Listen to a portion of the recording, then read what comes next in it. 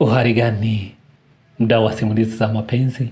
Karibu kwenye simulizi za mapenzi, simulizi ambazo zitaenda kukusisimua, kukuburudisha, bila kusahau simulizi hizi zitaenda kuifanya siku yako iende vyema kabisa.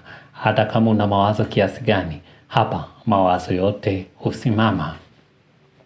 Donny West aliwahi kusema kupitia nyimbo yake ya We Got Love, nimekupata wewe, umenipata mimi, na tumepata mapenzi. Kwa hiyo nasema ya kwamba mapenzi yanaweza kukufanya ulie kwa furaha au ucheke kwa huzuni. Penzi likikolea vizuri, utatamani kumwambia kila mtu jinsi gani moyo wako umeshikwa na kushikika vyema. Ila penzi likienda mrama, utatamani kulia kwa sauti ya juu ili angalau uondoe maumivu ambayo yameukumbatia moyo wako. Hayo ndio mapenzi, yanaliza wazee kwa vijana, hayana mwenyeji wala hayana mgeni. Yakiamua kukuliza utalia tu, hata uwe mgumu kiasi gani.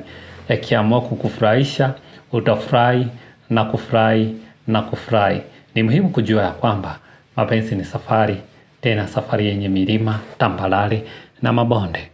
Hivyo ni muhimu mpendaji kujua safari hii sio nyepesi wala sio ngumu, kwa sababu mapenzi yanaweza kuwa safari tamu au safari chungu. Inategemeana na dereva uliyemkabidhi moyo wako. Kama ulichagua mpenzi huku ukiwa umesinzia, tegemea safari yenu kuisha kwenye korongo au mtaro. Na kama ulichagua mpenzi ukiwa umelewa, tegemea safari yenu kuisha vichakani kisha kuachana.